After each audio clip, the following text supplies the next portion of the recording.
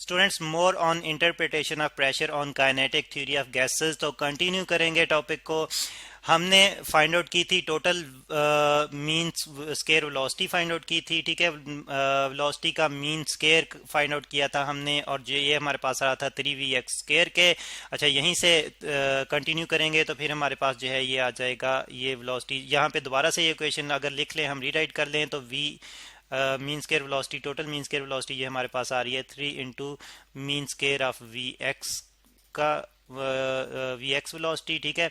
और यहाँ से अगर हम जो है वो एक्स एक्सिस के लॉन्ग जो वेलोसिटी का स्केयर मीन स्केयर आ रहा है ये फाइंड आउट करना चाहें तो ये 3 जो है इस तरफ आके डिवाइड हो जाएगा, यानी कि ये हमारे पास आएगा 1/3 इंटू वी का टोटल वी का स्केयर, ठीक है।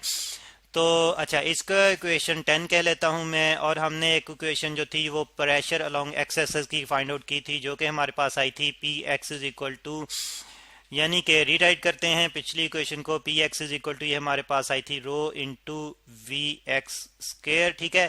और यहाँ पे स्टूडेंट्स वी एक्स, ये एवरेज वी एक्स स्केयर की जगह मैं पुट करूंगा ये ऊपर वाली इक्वेशन, यानी कि 1/3 v total v square, total mean v square, ठीक है। तो हमारे पास फिर प्रेशर अलोंग एक्स एक्सिस आ जाएगा।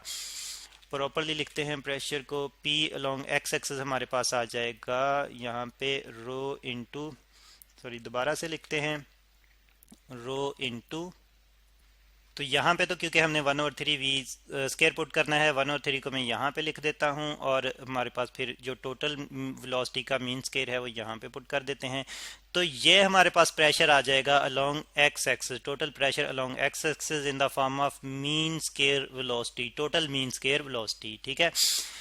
तो अब हम बात करेंगे बाकी प्रेशर्स की, जो कि लॉन्ग वाई एक्सिस होंगे, लॉन्ग जी एक्सिस होंगे। तो जाहिर बात है वो भी इन्हीं मालिक्यूल्स की वजह से होंगे, यानी कि ये मालिक्यूल जो कि एक दफ़ा pressure long x axis apply करता है तो दूसरी दफ़ा यही प्रेशर, इसी इतना ही प्रेशर जो है वो लॉन्ग वाई एक्सिस अप्लाई करेगा, इतना ही प्रेशर जो है लॉन्ग जी एक्सिस अप्लाई करेगा। यानी कि हम कह सकते हैं कि पी एक्स जो है वो पी एक्स वाई के पी वाई के बराबर होगा, और इसी तरह से पी जी के बराबर होगा। यही मालिक्यूल जो हमने N number of molecules discuss किए हैं, यही मालिक्यूल जो हैं यही इन्हीं बाकी एक्सेस के लॉन्ग भी प्रेशर अप्लाई करेंगे। तो इस तरह से बाकी एक्सेस के लॉन्ग भी प्रेशर जो है वो इन्हीं मालिक्यूल्स की वजह से होगा, और इतना ही होगा। यानी कि जो एक्चुअली जो टोटल मालिक्यूल किसी एक साइड पे प्रेशर अप्लाई करें तो सारे मालिक्यूल जो हैं वो सारे एक्सेस के लॉन्ग यही प्रेशर अप्लाई करेंगे, ठीक है। तो इसी तरह से ये वाला प्रेशर जो है इसको हम सिंपली पी से रिप्रेजेंट कर लेते हैं। तो ये हमारे पास आ जाएगा 1/3 रो इंटू वी स्केयर, ठीक है जी। ये हमारे पास आ गया टोटल प्रेशर। अब हम बात करते हैं, ये हमारे पास टोटल प्रेशर है, इसको अगर हम जो है वो 12 जो है वो नंबरिंग कर लेते हैं। अच्छा, अब हम बात करते हैं डेंसिटी की। तो डेंसिटी को ज़रा दोबारा से अगर हम रिप्लेस कर दें, यानी कि हमने डेंसिटी जो था वो हमने देखा था ये कि ये बराबर आता है हमारे पास mass of one molecule multiplied by total number of molecules. तो टोटल mass आ जाएगा डिवाइडेड बाय टोटल वॉल्यूम, ठीक है। तो फिर ऊपर वाली इक्वेशन जो हमने 12 बनाई है उसमें अगर ये वाली वैल्यू पुट करें तो हमारे पास टोटल प्रेशर आ जाता है P इज इक्वल टू 1/3, रो की जगह हमारे पास आ जाएगा MN/V इंटू एवरेज। ये V जो है स्टूडेंट्स वॉल्यूम को रिप्रेजेंट करेगा, और यहाँ पे जो हम पुट करें ये वेलोसिटीज का के मीन का स्केयर है, ठीक है। ये वेलोसिटी है एक्चुअली, ठीक है। तो अच्छा, अब हम अगर इस मैथ को जो है वो वेलोसिटी के साथ शिफ्ट कर दें तो फिर हमारे पास यही इक्वेशन जो है इस फॉर्म में आ जाएगी। यहीं पे अगर जो है वो कंटिन्यू करें तो हमारे पास जो आ जाएगा P is equal to 1/3 into N/V, ठीक है जी, N/V इंटू MV स्केयर, ठीक है। और स्टूडेंट्स हम अगर 2 से मल्टीप्लाई भी कर दें और 2 से डिवाइड भी कर दें तो फिर हमारे पास यही इक्वेशन जो है कुछ इस फॉर्म में आ जाएगी। P इज इक्वल टू 2/3 यहाँ पे मल्टीप्लाई कर रहे हैं, और डिवाइड जो है वो हम जो है वो आगे करेंगे, यानी कि यहाँ पे जो एवरेज हम ले रहे हैं यहाँ पे हम यही 2 जो है वो डिवाइड कर देंगे 1/2 MV स्केयर। तो इस फॉर्म में लिख लेंगे। अब स्टूडेंट्स देखें कि ये वाली क्वांटिटी जो है तो ये तो काइनेटिक एनर्जी होती है। तो इस तरह से फिर हम इस इक्वेशन को अगर रीराइट कर लें तो फिर ये हमारे पास आ जाता है pressure P is equal to 2/3 N/V और इनटू एवरेज काइनेटिक एनर्जी, यानी कि 1/2 MV स्केयर की जगह हम KE लिख देंगे। तो स्टूडेंट्स ये इक्वेशन जो है जिसको मैं इक्वेशन 13 कह रहा हूँ, ये 13 इक्वेशन जो है वो हमें क्या बता रही है कि प्रेशर जो है in the form of average kinetic energy of molecule जो है वो हम डिस्क्राइब कर सकते हैं। अच्छा, इसी इक्वेशन में फिर हम एक और भी चीज़ देखते हैं कि नंबर ऑफ मॉलिक्यूल्स जो हैं वो कंटेनर में हमने जितने फिक्स कर दिए हैं वो फिक्स रहेंगे। उसकी वजह से क्या होगा, वॉल्यूम भी हम चेंज नहीं कर रहे यहाँ पे, तो वॉल्यूम भी कांस्टेंट रहेगा। तो एज अ होल ये सारी क्वांटिटी जो है वो कांस्टेंट रहेगी। ये सारी क्वांटिटी जो है अगर कांस्टेंट रहेगी तो फिर हम जो है वो कह सकते हैं कि प्रेशर जो है ये डायरेक्टली रिलेटेड है average kinetic energy of molecule से। Pressure is directly related to the average kinetic energy of molecules. तो स्टूडेंट्स इस तरह से हमने देखा कि प्रेशर डिपेंड करता है मॉलिक्यूल्स की एवरेज काइनेटिक एनर्जी पर। तो अगर मॉलिक्यूल्स की एवरेज काइनेटिक एनर्जी ज़्यादा होगी, इसका मतलब ये है कि उनकी वेलोसिटीज की मैग्नीट्यूड जो है वो ज़्यादा होंगी। इसका मतलब ये है कि वो ज़्यादा कोलाइड करेंगे, यानी कि नंबर ऑफ कोलिजन्स और फोर्स एक्सर्टेड ऑन वॉल जो है वो ज़्यादा होगी, फोर्स ज़्यादा होगी ऑन वॉल्स। तो प्रेशर जो वो अप्लाई कर रहे हैं वॉल पे वो फिर गैस का ज़्यादा होगा। तो फिर हम देखते हैं कि प्रेशर जो है डायरेक्टली रिलेटेड है काइनेटिक एनर्जी से, यानी कि काइनेटिक एनर्जी में इंक्रीज जो है वो वेलोसिटी में इंक्रीमेंट आता है उसकी वजह से, और वेलोसिटी में इंक्रीमेंट की वजह से नंबर ऑफ कोलिजन्स और फोर्स एक्सर्टेड जो है वो मैक्सिमम इंक्रीज हो जाती है, जिसकी वजह से प्रेशर जो है वो इंक्रीज हो जाता है। तो स्टूडेंट्स फिर हम देखते हैं कि काइनेटिक थ्योरी ऑफ गैसेस जो है वो हमें किसी भी गैस का जो प्रेशर है उसको डिफाइन करने में जो है और उसको डिटेल में हमें जो है वो एक्सप्लेनेशन जो है हमें जो है वो देती है, डिटेल में एक्सप्लेन करने में हमें हेल्प आउट करती है, और हम अच्छे तरीके से प्रेशर को जो है क्वांटिटेटिवली समझ सकते हैं और क्वालिटेटिवली भी हम समझ सकते हैं कि किस तरह से प्रेशर जो है वो चेंज होगा।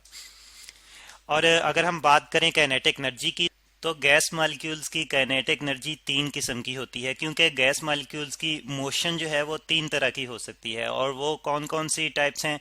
अच्छा, उसमें हम सबसे पहले देखते हैं कि गैस मॉलिक्यूल्स एक जगह से दूसरी जगह तक अपनी पोजीशन चेंज करते हैं। ठीक है, अगर एक गैस मॉलिक्यूल यहाँ पे है और फिर वो यहाँ पे जाके वॉल कंटेनर ऑफ वॉल से जो है वो कोलाइड करता है, तो यानी कि वॉल से कोलाइड करता है कंटेनर की वॉल से, तो इसका मतलब यह है कि उसने अपनी पोजीशन चेंज की है। तो इस मोशन को हम ट्रांसलेशनल मोशन कहते हैं, जिसमें वो एक लीनियर वे में यानी कि एक लाइन के अलोंग अपनी पोजीशन चेंज कर रहा होता है मॉलिक्यूल। तो ऐसी मोशन जो है ये ट्रांसलेशनल मोशन कहलाती है। ठीक है, तो स्टूडेंट्स इस मोशन की वजह से जो एनर्जी होगी उसको हम ट्रांसलेशनल काइनेटिक एनर्जी कहेंगे। ठीक है, ट्रांसलेशनल। और फिर इसके बाद दूसरी टाइप जो है वो ये है कि मॉलिक्यूल जो है वो अगर जैसे कि डाई एटॉमिक मॉलिक्यूल की अगर हम बात करें, यानी कि 2 एटम से मिलकर बने हुए मॉलिक्यूल हों, ठीक है, तो फिर हम देखते हैं कि इनके दरमियान में बॉन्डिंग होती है, और ये बॉन्डिंग स्टूडेंट्स एक स्प्रिंग की तरह से बिहेव करती है। एक स्प्रिंग की तरह से जो है मॉलिक्यूल आपस में अटैच हुए होते हैं, बॉन्ड हुए होते हैं। तो अच्छा, ये स्प्रिंग की तरह से किस तरह से बिहेव करती है? एक्चुअली जिस तरह से मैस स्प्रिंग सिस्टम होता है कि ऑसिलेट करता है मैस अपनी मीन पोजीशन के अलोंग, तो मॉलिक्यूल्स भी जो है वो वाइब्रेट करते हैं अपनी मीन पोजीशन के अलोंग इस बॉन्डिंग की जो मीन पोजीशन, बॉन्डिंग में जो इनकी मीन पोजीशन बनती है, तो उसके अलोंग ये वाइब्रेट करते हैं। ठीक है, जैसे कि ये वाला मॉलिक्यूल वाइब्रेट करेगा तो ये वाला मॉलिक्यूल भी वाइब्रेट करेगा। तो इस किस्म की मोशन जो होती है मॉलिक्यूल्स, गैस मॉलिक्यूल्स की, ये मोशन जो है ये वाइब्रेशनल मोशन कहलाती है। तो इसकी वजह से जो फिर एनर्जी होगी काइनेटिक एनर्जी, वो वाइब्रेशनल काइनेटिक एनर्जी कहलाएगी, वाइब्रेशनल। ठीक है, और फिर एक और भी टाइप है इनकी पार्टिकल की मोशन की, और वो ये है कि जैसे कि हमने डायटोमिक मॉलिक्यूल्स की ही बात की, तो डायटोमिक मॉलिक्यूल जो हैं ये अपने ही सेंट्रल एक्सिस के अराउंड जो है वो रोटेट भी करते हैं। ठीक है, यानी कि ये वाला इनका जो एक्सिस बनेगा इसके अलोंग जो है ये कुछ इस तरह से रोटेट करते रहेंगे। ठीक है, तो रोटेशनल मोशन भी होती है इनकी। तो रोटेशनल मोशन की वजह से फिर जो इनकी काइनेटिक एनर्जी होती है उसको हम रोटेशनल काइनेटिक एनर्जी कहते हैं, रोटेशनल।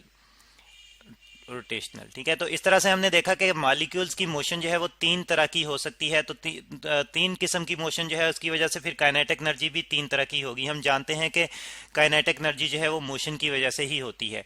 तो लेकिन यहाँ पे प्रेशर जो है वो फिर किस किस्म की काइनेटिक एनर्जी पे डिपेंड करेगा, ट्रांसलेशनल पे करेगा, वाइब्रेशनल पे करेगा या रोटेशनल पे करेगा। तो स्टूडेंट्स, वाइब्रेशनल या रोटेशनल फॉर्म में मॉलिक्यूल जो है वो प्रेशर एग्जर्ट नहीं करते, गैस कंटेनर की वॉल पे प्रेशर एग्जर्ट नहीं करते, सिर्फ ट्रांसलेशनल मोशन में वो कोलाइड करते हैं। ट्रांसलेशनल मोशन जब कर रहे होते हैं तो कोलाइड करते हैं वॉल के साथ, और सिर्फ ट्रांसलेशनल वेलोसिटी में, उनकी ट्रांसलेशनल वेलोसिटी में चेंज आता है, जिसकी वजह से जो है वो काइनेटिक एनर्जी यानी कि टोटल काइनेटिक एनर्जी तो कंजर्व रहती है, तो सिर्फ डायरेक्शन में चेंज आता है और उसकी बेस पर फिर ट्रांसलेशनल मोशन की बेस पर जो है प्रेशर प्रोड्यूस होता है। तो इस तरह से हम कह सकते हैं कि यहाँ पे जो प्रेशर है ये डायरेक्टली प्रोपोर्शनल है एवरेज ट्रांसलेशनल काइनेटिक एनर्जी के, और बाकी दो जो टाइप हैं काइनेटिक एनर्जी की उन पे प्रेशर डिपेंडेंट नहीं है, सिर्फ एवरेज ट्रांसलेशनल काइनेटिक एनर्जी के प्रोपोर्शनल है प्रेशर।